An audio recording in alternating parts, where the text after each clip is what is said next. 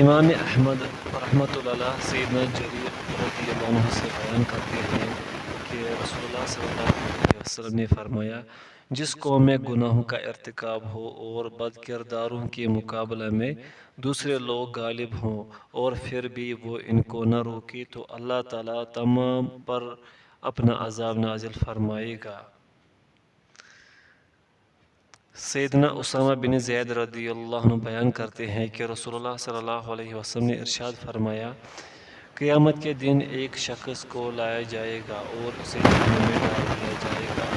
جہنم میں اس کی آنکھیں تک نکل پڑیں گی اور دیوانہ وار اس طرح جہنم میں چکر لگائے گا جس طرح چکی کے گرد گدھا چکر لگایا کرتا ہے۔ یہ دیکھ کر دوسرے جہنمی اس کے ارد گرد جمع ہو جائیں گے اور اس سے پوچھیں گے، تیرا یہ حال کیوں ہے؟ تو ہمیں اچھے کاموں کا حکم دیا کرتا تھا اور برائیوں سے روکتا تھا۔ وہ جواب دے گا، میں تمہیں اچھے کاموں کا حکم دیتا تھا لیکن میں خود عمل نہیں کیا کرتا تھا، بری چیزوں سے روکتا تھا لیکن میں بری چیزوں سے خود باز نہیں رہتا تھا۔ اور امام احمد بن حنبل رحمۃ اللہ سیدنا مالک بن دینار سے بیان کرتے ہیں کہ بنی اسرائیل میں ایک بڑا زبردست عالم تھا۔ اس کے مکان پر ہمیشہ مردوں عورتوں کا ہجوم رہا کرتا تھا۔ یہ انہیں واعظ و نصیحت کیا کرتا تھا، عبرت و نصیحت کے لیے تاریخی واقعات پیش کر کے نیکی کے لیے آمادہ کرتا رہتا تھا۔ ایک مرتبہ اس نے دیکھا کہ اس کا لڑکا کسی عورت کو آنکھیں مار رہا ہے۔ وہ بولا، بیٹا یہ کیا ہو رہا ہے؟ بیٹا یہ کیا ہو رہا ہے؟ اس کے بعد وہ فوراً تخت سے نیچے آ گرا اور اس کا بے جا دماغ پھٹ گیا۔ اس کی بیوی بھی گر پڑی اور اس کے لڑکے قتل کر دیے گئے۔ پھر اللہ تعالیٰ نے اس وقت کے پیغمبر کو وحی سے خبر دی کہ فلاں عالم کو خبر دے دو کہ تیری پشت میں اب کوئی صدیق پیدا نہیں ہوگا۔ میرے لیے تیرا غصہ بس صرف اس قدر میرے لیے تیرا غصہ بس اس قدر تھا کہ تو نے کہا، اے میری بیٹی نرمی سے، اے میرے بیٹے آرام سے۔ کتاب الزہد۔ امام احمد رحمۃ اللہ سیدنا عبداللہ بن مسعود رضی اللہ عنہ سے بیان کرتے ہیں کہ رسول اللہ صلی اللہ علیہ وسلم نے ارشاد فرمایا، چھوٹے سے چھوٹے گناہ سے بھی اپنے کو بچاؤ، کیونکہ جب یہ گناہ بہت جمع ہو جاتے ہیں تو بندے کو ہلاک کر دیتے ہیں۔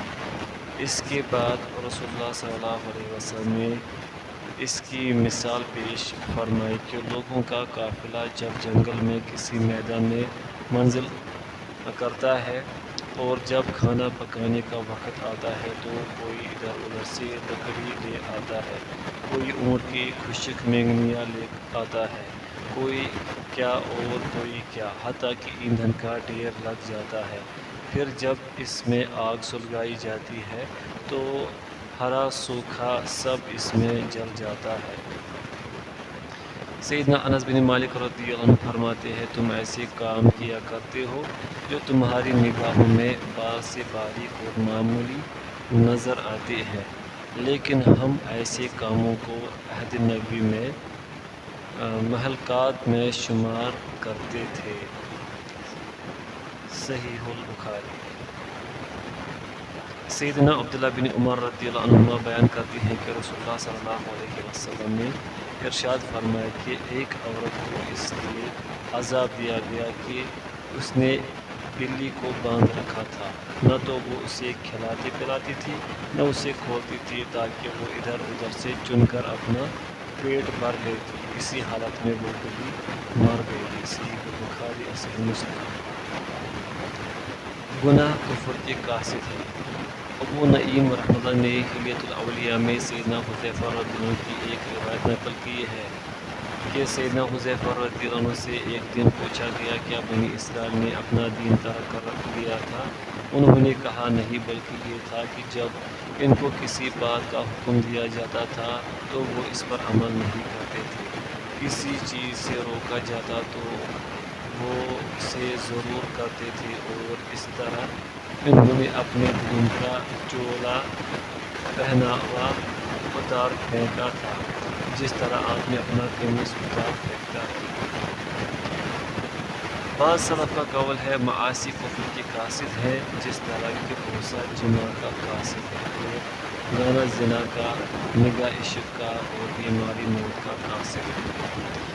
اسی ہلیۃ الاولیاء میں سیدنا ابن عباس رضی اللہ عنہما بیان کرتے ہیں، اے گناہ کرنے والے، تو گناہ کے فتنہ اور اس کے انجام بد سے بے خوف نہ رہنا، کیونکہ یہ اس گناہ سے بھی بڑا گناہ ہے۔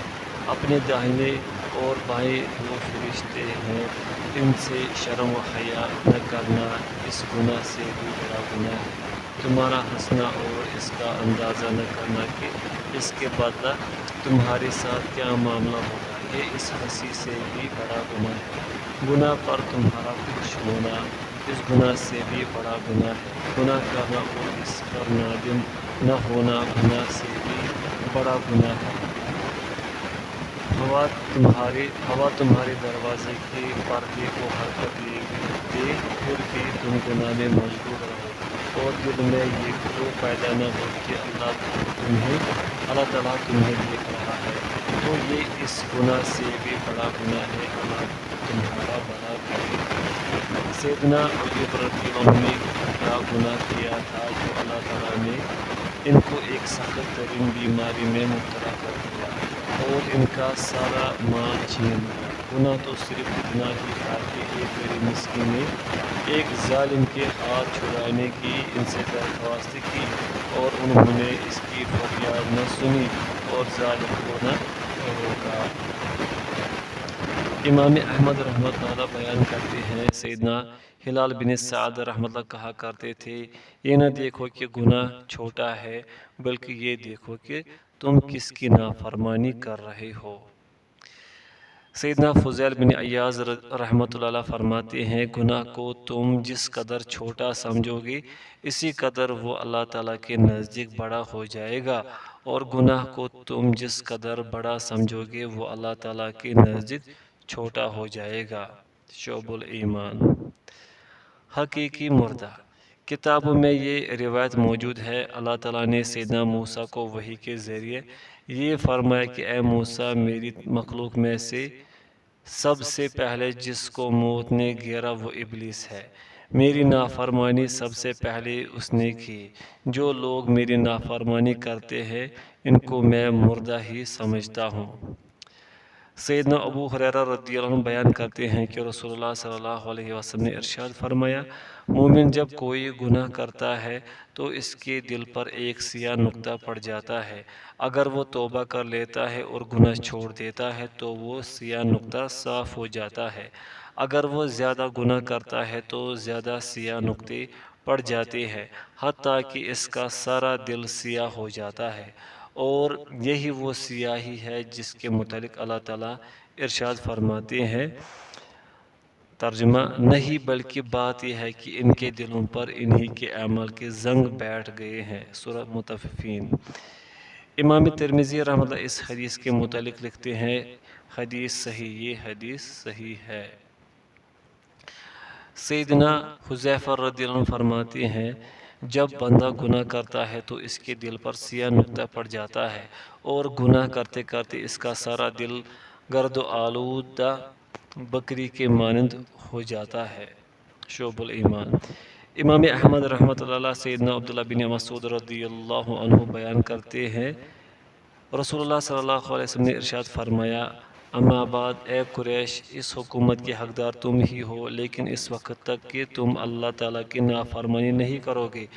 جب تم اس کی نافرمانی کرو گے تو وہ تم پر ایسے لوگوں کو مسلط کر دے گا جو تمہیں چھیل ڈالیں گے، اور اس طرح تمہاری کھال اتاریں گے جس طرح یہ لکڑی چھیل دی گئی۔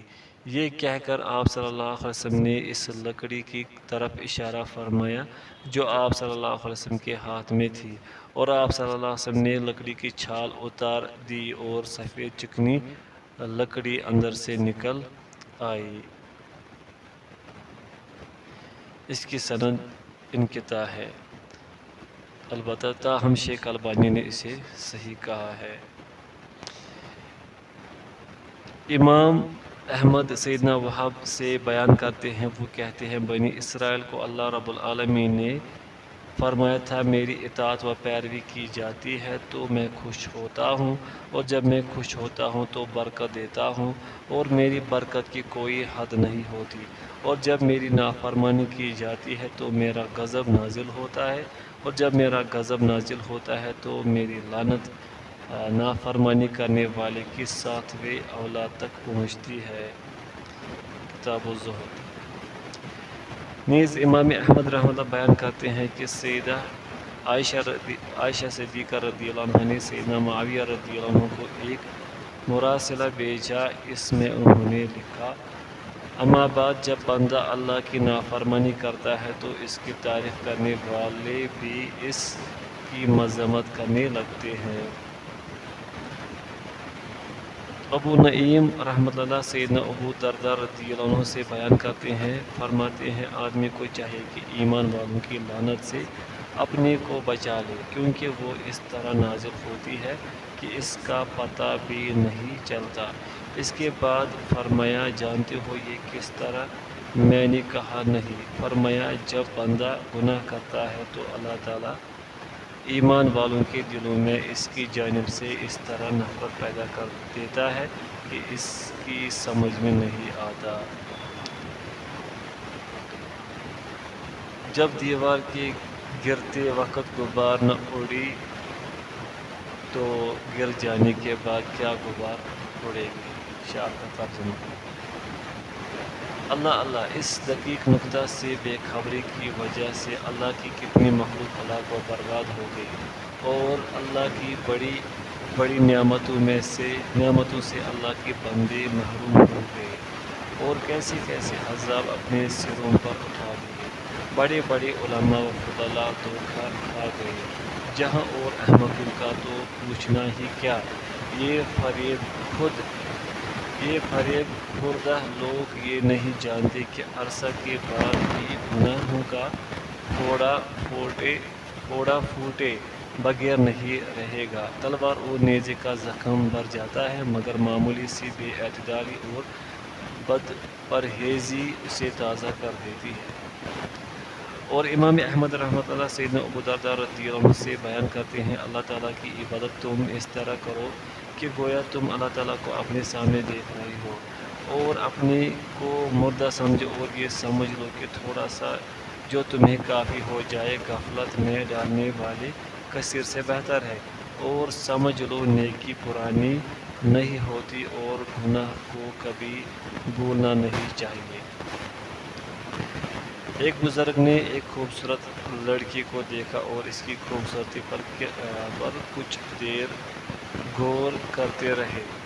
جب رات کو وہ سو گئے تو خواب میں وہ لڑکا ان کے سامنے آیا اور کہنے لگا اس کا انجام تم 40 سال کے بعد دیکھو گے۔ گناہوں کا اثر بدیر ظاہر ہوتا ہے، لیکن اس کا کچھ نہ کچھ اثر فوری طور پر ضرور ہوتا ہے۔ چنانچہ سیدنا سلیمان تیمی رحمۃ اللہ کہتے ہیں انسان دن رات کو مخفی طور پر گناہ کرتا ہے، لیکن صبح کو وہ اس حالت میں اٹھتا ہے کہ اس کی ذلت اس کے سر پر سوار ہوتی ہے۔ شعب الایمان۔ سیدنا یحییٰ بن معاذ راضی کہتے ہیں مجھے اس عقل مند پر تعجب ہوتا ہے کہ جو یہ دعا مانگتا ہے اللہم لا تشمت بی الاعداء، کہ اللہ دشمنوں کو مجھ پر نہ ہنسنا، اے اللہ دشمنوں کو مجھ پر نہ ہنسا، لیکن افسوس وہ خود دشمنوں کو اپنے اوپر ہنساتا ہے۔ کسی نے پوچھا یہ کیوں کرا؟ فرمایا کہ اللہ تعالیٰ کی نافرمانی کرتا ہے، جس سے قیامت کے دن یقیناً اس کی ہنسی اڑائی جائے گی۔ شعب الایمان۔ سیدنا ذوالنون فرماتے ہیں جو شخص چھپا کر اللہ تعالیٰ کے ساتھ خیانت کرے گا، اللہ تعالیٰ اس کی مخفی چیز کو ظاہر کر دے گا اور اس کا راز فاش کر دے گا۔ گناہوں کی سزائیں اور ان کے مہلک اثرات۔ گناہوں کے بے شمار کبھی و مذموم اثرات ہیں جو قلب و جسم، دنیا و آخرت دونوں کے حق میں نقصان دہ ہے، جس کی تفصیلات کا علم اللہ تعالیٰ ہی کو ہے۔ علم سے محرومی گناہوں کے بے شمار اثرات ہیں، چنانچہ گناہوں کے اثرات میں سے ایک یہ ہے کہ گناہ گار علم سے محروم ہو جاتا ہے، کیونکہ علم ایک نور الہی ہے جسے اللہ تعالیٰ انسانوں کے قلوب میں القاء فرماتا ہے، اور گناہوں کی خصوصیت یہ ہے کہ وہ اس نور کو بجھا دیتے ہیں۔ چنانچہ جب سیدنا امام شافعی رحمۃ اللہ نے امام مالک رحمۃ اللہ کے سامنے زان و تلمذ شاگردی بچھایا اور ان سے درس لینے لگے تو ان کی فطانت، ذہانت، فہم و بصیرت کی بے پناہ کثرت و فراوانی نے امام مالک رحمۃ اللہ کو انتہائی حیرت میں ڈال دیا، اور فرمانے لگے، میں دیکھ رہا ہوں کہ اللہ تعالیٰ نے تمہارے قلم میں نور القاء فرما دیا ہے، کہیں تم اس نور کو گناہوں کی ظلمت سے بجھا نہ دینا۔ اور اسی معنی میں سیدنا امام شافعی رحمۃ اللہ کی یہ شعر ہے، شکوت الی وکی سوء حفظی فارشدنی الی ترک المعاصی۔ امام وکی رحمۃ اللہ بن جراح کے سامنے میں نے اپنے حافظے کی کمزوری کی شکایت کی تو انہوں نے مجھے گناہوں سے بچنے کی ہدایت فرمائی۔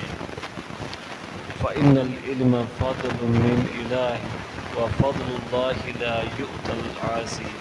اور فرمایا، سمجھ لو کہ علم اللہ تعالیٰ کا فضل و انعام ہے، اور اللہ تعالیٰ کا فضل و انعام نافرمانوں کو نہیں ملا کرتا۔ حاشیہ: امام شافعی اور امام وکی رحمۃ اللہ سے متعلق یہ واقعہ صحیح نہیں ہے بلکہ من گھڑت اور جھوٹا ہے۔ اس کے متعلق مولانا عبدالرؤف الرحمانی اپنے رسالہ صوت الحق میں رقم طراز ہے۔ اس واقعہ کے جھوٹا ہونے کی شہادت یہ ہے کہ ایک مرتبہ امام مالک رحمۃ اللہ نے امام شافعی رحمۃ اللہ سے کہا کہ اللہ تعالیٰ نے تمہارے دل کو روشنی سے منور کر دیا ہے، کہیں اس روشنی کو گناہوں کی ظلمت سے بجھا نہ دینا۔ جب امام مالک رحمۃ اللہ نے امام شافعی رحمۃ اللہ کی ذہانت و فطانت دیکھ کر تنبیہ کر دی تو پھر امام شافعی رحمۃ اللہ نے امام مالک کے شاگرد امام وکی رحمۃ اللہ سے کب اور کس وقت اپنے سوء حفظ کی شکایت کر دی، اور امام وکی رحمۃ اللہ سے شکایت کرنے کا یہ مطلب ہوا کہ امام شافعی رحمۃ اللہ نے اپنے استاد کی تنبیہ کو بلا دیا اور گناہوں کے کام میں لگ گئے، لہذا سوء حفظ کا شکار ہو گئے۔ دراصل کسی ناخدا طرز نے اس واقعہ کو امام شافعی کی تنقید کرنے کے لیے ان کے ساتھ چسپاں کر دیا ہے۔ امام شافعی رحمۃ اللہ امام وکی رحمۃ اللہ سے اعلیٰ اخلاق روایہ 20 یا 21 برس کے چھوٹے تھے، اور امام وکی رحمۃ اللہ سے 10 برس بعد وفات ہوئی۔ دونوں امام مالک رحمۃ اللہ کے شاگرد ہیں۔ امام شافعی نے امام وکی رحمۃ اللہ سے کسی بھی کتاب میں کوئی روایت کی ہی نہیں، اور نہ ہی ان کے اساتذہ میں امام وکی رحمۃ اللہ کا کسی نے تذکرہ کیا ہے، نہ ہی امام وکی رحمۃ اللہ کے تلامذہ میں امام شافعی رحمۃ اللہ کا کہیں ذکر ہے۔ یہ سارے دلائل اس بات کو ثابت کرتے ہیں کہ یہ من گھڑت واقعہ کسی ناخدا طرز نے امام شافعی رحمۃ اللہ کی تنقید کے لیے ان کی طرف منسوب کر دیا ہے۔ اصل حقیقت کیا ہے؟ واقعہ یہ ہے کہ علی بن خشرم نے اپنے استاد امام وکی سے دعویٰ حفظ کا سوال کیا تھا، جیسا کہ تہذیب التہذیب جلد نمبر 11 میں امام وکی رحمۃ اللہ کے ترجمہ کے آخر میں یہ عبارت موجود ہے۔ ترجمہ: علی بن خشرم نے امام وکی رحمۃ اللہ سے ان کے وکی حافظے کی بنا پر کہا اور قوی الحافظہ ہونے کی دعویٰ پوچھی تو انہوں نے فرمایا کہ معاصی چھوڑ دو، حفظ کے لیے ان سے بہتر عمل کا مجھے کوئی تجربہ نہیں۔ یہ وہ بات ہے جس کو کسی ناعاقبت اندیش نے کچھ کا کچھ بنا دیا اور ساتھ ہی بعض الٹے سیدھے اشعار بھی بنا کر امام شافعی رحمۃ اللہ کے نام سے نتھی کر دیے، یعنی ایک ساتھ 3 گناہوں کا ارتکاب کیا۔ واقعہ میں سوء حفظ کا ذکر نہیں کیا، لیکن اس میں سوء حفظ کا اضافہ کر دیا۔ واقعہ کا تعلق علی بن خشرم سے ہے، لیکن اس کو امام شافعی رحمۃ اللہ سے جوڑ دیا۔ واقعہ میں شکایت کا کوئی پہلو نہیں بلکہ مجرد دعویٰ حفظ کا سوال ہے، لیکن اسے شکایت سے تعبیر کر دیا۔ مزید یہ کہ چند اشعار بھی اس کے متعلق بنا کر امام شافعی رحمۃ اللہ کی طرف منسوب کر دیے گئے۔ نہیں معلوم ان اشعار کا تعلق علی بن خشرم سے ہے یا نہیں، بلکہ واقعہ کا پہلو یہ بتا رہا ہے کہ یہ اشعار بالکل الحاقی ہے، علی بن خشرم کی اشعار نہیں۔ واللہ اعلم۔ حاشیہ مکمل ہوا۔ رزق میں تنگی۔ ایک اثر یہ بھی ہے کہ انسان کی روزی اور رزق میں تنگی ہو جاتی ہے اور وہ فسق و معاصی میں مبتلا ہو جاتا ہے۔ مسند احمد میں مروی ہے، بندہ اپنے ارتکاب گناہ سے روزی و رزق سے محروم ہو جاتا ہے۔ ہم پہلے بیان کر چکے ہیں کہ جس طرح تقویٰ و پرہیزگاری روزی کو کھینچتی ہے، انحراف اعراض فقر افلاس کو جلب کرتا ہے، حصول رزق اور فراقی معاش کے لیے ترک گناہ سے بہتر کوئی چیز نہیں۔